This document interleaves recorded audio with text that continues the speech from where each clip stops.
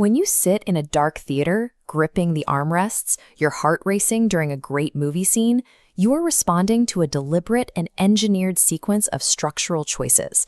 Today, we are going to build a high-stakes sequence from scratch. By the end of this exercise, you will have a completed scene outline table, a reliable production blueprint you can take directly to set. Before we start mapping the timeline, gather your materials. You need a basic character concept, a specific problem to solve, and a blank 5-column grid. Step 1 is defining the core conflict. Write down your character's primary desire, exactly what they want in this moment. Next to it, write their immediate obstacle. This is the barrier standing in their way. Next, we establish the emotional stakes. Define, in writing, what this character loses if they fail to overcome that specific obstacle.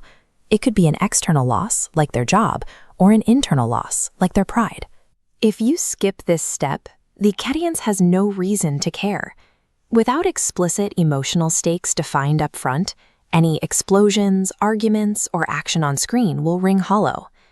Now that we have the conflict, we move to structure. You need to map out the escalating beats of your scene before you write a single line of dialogue. This diagram shows the tension arc. We start flat, then ascend at the inciting incident. In this rising tension phase, stack obstacles sequentially to increase pressure. At the absolute peak, the climax, the line drops sharply into the falling action, reaching a resolution. We can now tie our visual storytelling directly to this curve. To manage how intimate the viewer feels with the character, we assign specific camera shot sizes to each stage of the arc. During the initial setup phase, use wide shots. This establishes the geography of the world and highlights your character's physical isolation within it. As you enter the rising tension phase, transition to medium shots. You are slowly bringing the viewer closer to the conflict, but holding back full emotional intimacy. Establish a strict rule for extreme close-ups. Save them exclusively for the climax.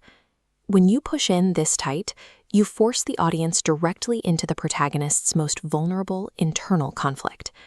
By strictly matching your shot intimacy to the structural arc, you hold the audience at bay until the precise moment it matters. You prevent giving away the emotional peak of the scene too early. The final variable is pacing. The speed of your edits directly manipulates the viewer's actual physical heart rate. This monitor illustrates slow pacing. When a threat is coming, stretch out the time with long pauses to let dread build. At the climax, shift to fast pacing with rapid, successive cuts. This visual overload mimics a raised heart rate.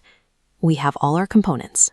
Now, we lock your conflict, story arc, shot sizes, and pacing together into a single master document. This grid is the 5-column scene outline table. Map each story beat to its assigned shot, moving from wide shots to close-ups. Next, schedule your long pacing durations during setup and rapid cuts at the climax. Finally, fill in your narrative purpose and emotional focus. This completed table transforms abstract emotional ideas into a concrete, executable production schedule. You have completed a structural map for tension, a blueprint that accounts for the psychology of your audience. This specific framework bridges the gap between your character's internal psychology and the cold, hard mechanics of camera placement and editing. Your homework is to put this into practice. Take your favorite high-tension movie scene, turn the volume on mute, and reverse engineer what you see into this 5-column grid.